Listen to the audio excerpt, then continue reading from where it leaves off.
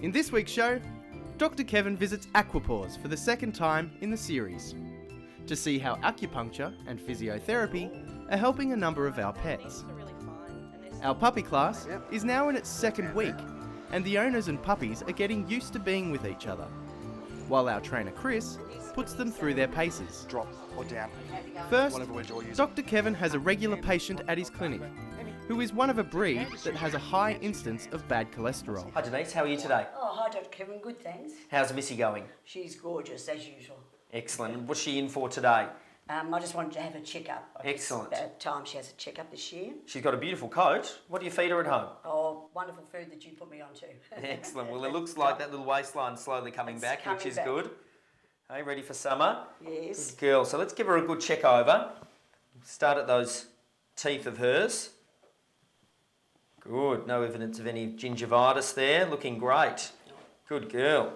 Ears are nice and clean. Good girl. Good girl. And let's have a listen to her ticker, hey? Good girl.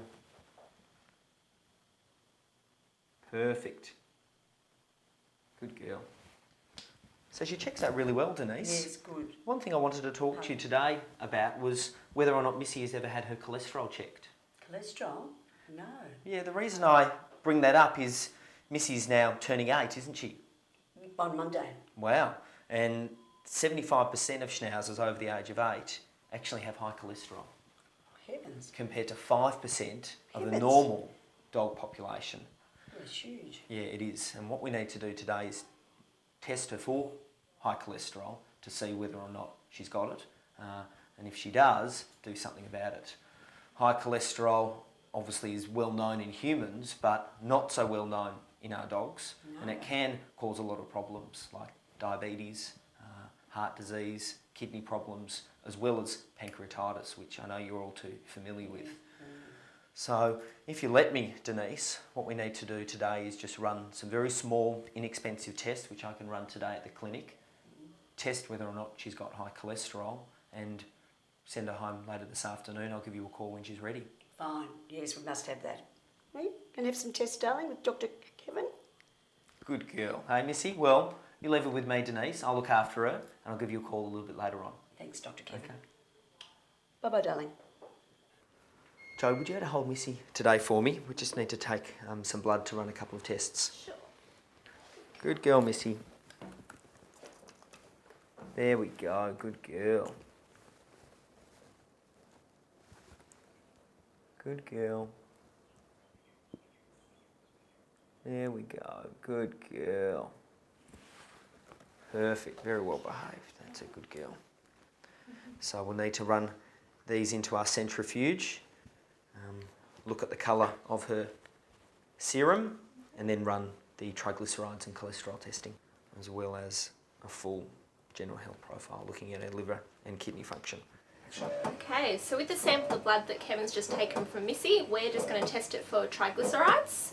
So what I need to do is spin down this sample to separate the cells from the liquid in the blood. So this is a centrifuge.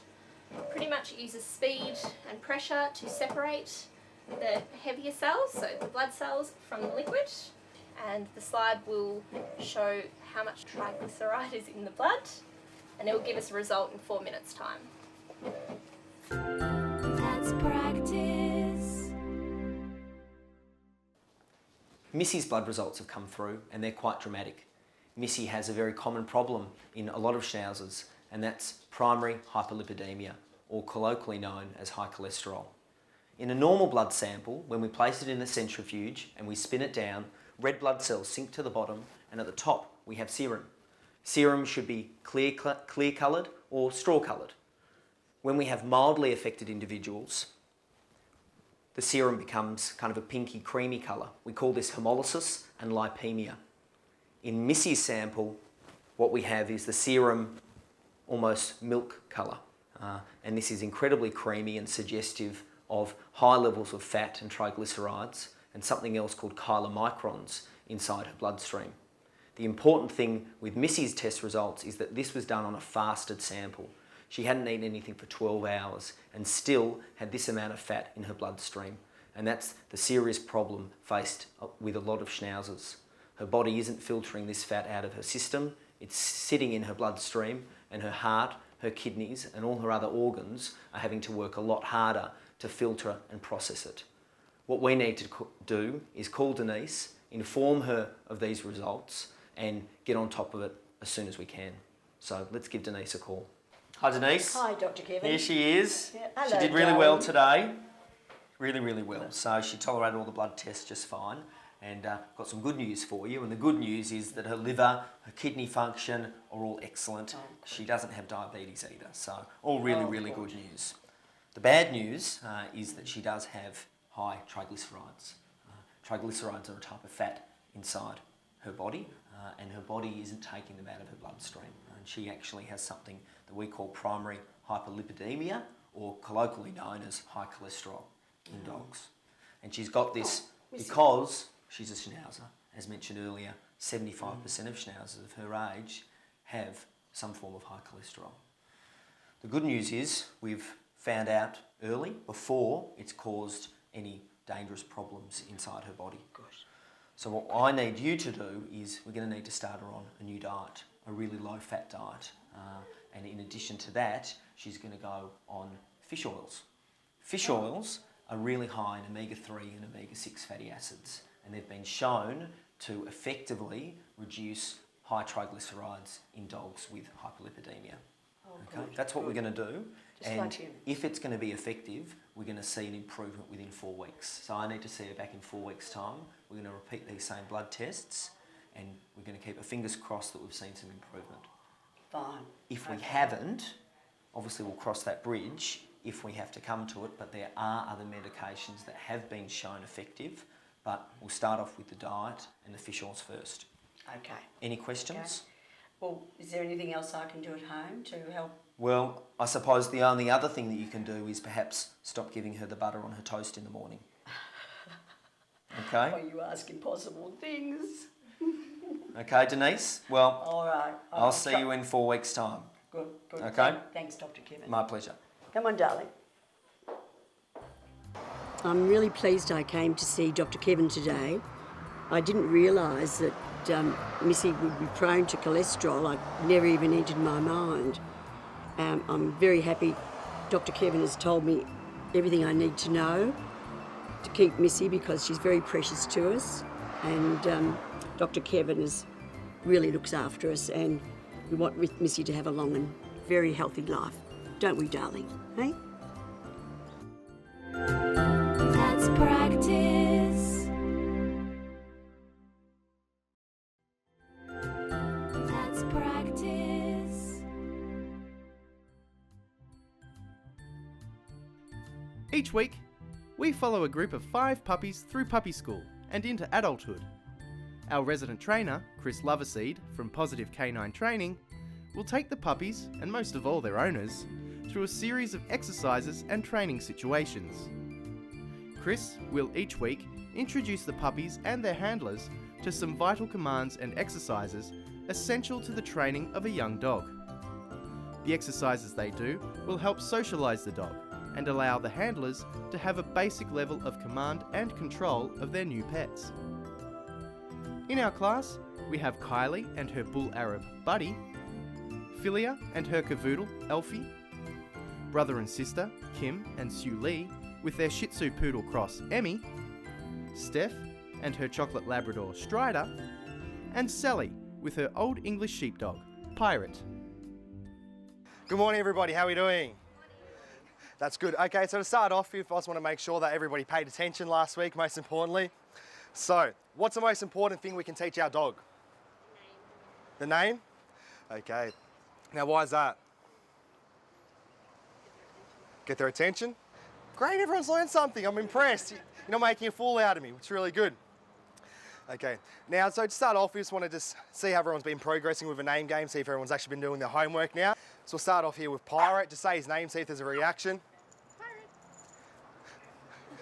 Pirate. Good boy. Remember, they do give you a bit of attention, praise heaps.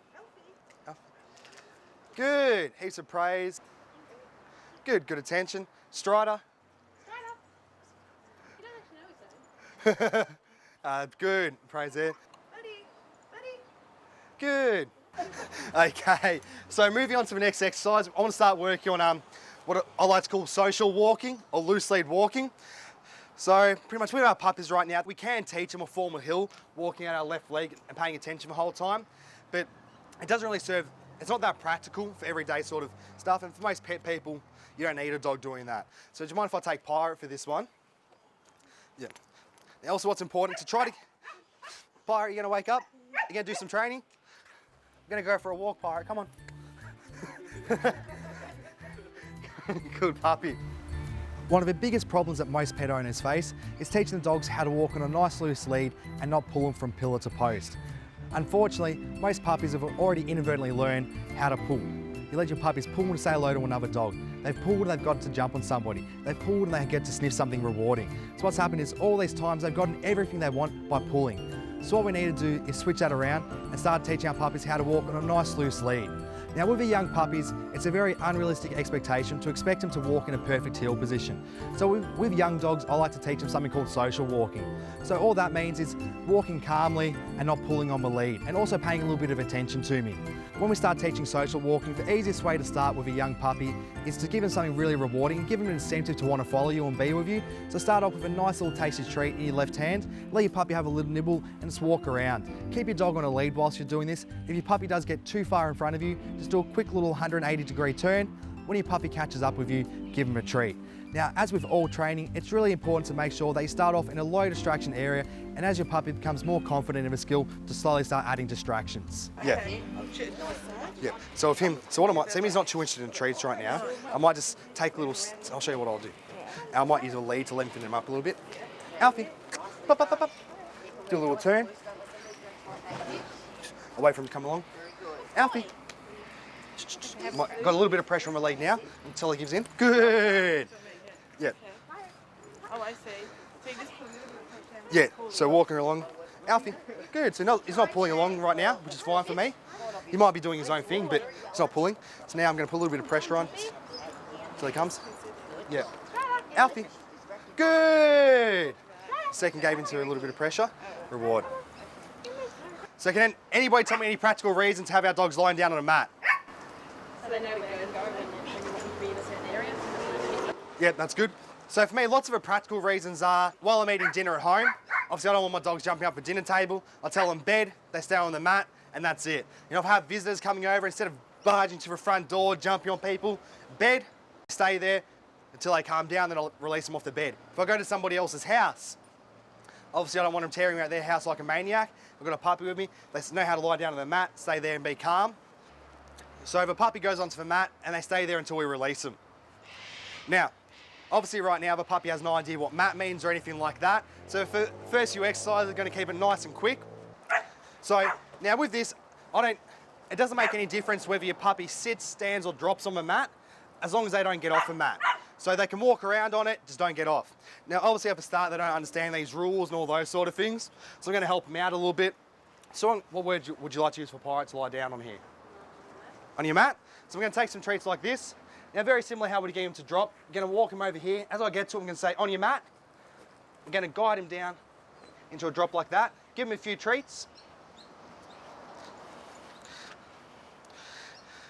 Now, I said, I'm going to move around a little bit. If he goes to move, I'm just going to say no. A quick block him with the lead. So it's all right if he stands up, as long as he doesn't get off. Okay, free, and move off. Another great skill you can teach a young puppy is how to lie down calmly on its mat. Mat training is a real versatile exercise which can be used in lots of different environments. But one of the most common ones is to stop young puppies from jumping up on furniture and teach it how to lie down calmly on its mat instead. So obviously, we have to do quite a few repetitions of this for the dog to understand that you have to stay on there until we say free. So, come on, Pirate. So guide him down again, put him in there, say, on your mat. Now this one here, I really like to give them quite a few treats while they're on there as well. So I like to make the mat a really good place. So I give them pig's ears, chews and all those sort of things so they can stay there and chill out for a bit. So right now it's fine, he's standing up, I don't really mind. Goes to get off, I just block him from walking off it. Walk around a little bit. As soon as I'm ready, okay, free, and walk away. With mat training, consistency and repetition are key. Use high-value rewards such as pig's ears to ensure that you can have great results. Let's practice. Let's practice. Dr. Kevin is visiting Aquapaws to see how different treatments are helping some of our pets who need an extra bit of care and attention. Again with all our walking exercises and water therapy. Hi, my name's Dr. Kevin. Hi Kevin, Jodie, animal physiotherapist. Nice to How are meet you. Hey Dr. Kevin. Nice to meet you. This is Roxy. Excellent, she's a beautiful boxer. So why does Roxy come and see you, Jodie? Roxy's had spinal surgery. She wow. had severe arthritis in her back, even though she's only 5, and she also had a girl. disc bulge. Yep. So she's had that repaired, and she had a fair bit of nerve damage due to that. So when Yep. Roxy first came, she was almost like she was drunk when she walked, and she was falling over Yes. a fair bit. So we had to build up strength in the leg as well as balance. Yeah, excellent. Okay. So, So we're going to have a look at her.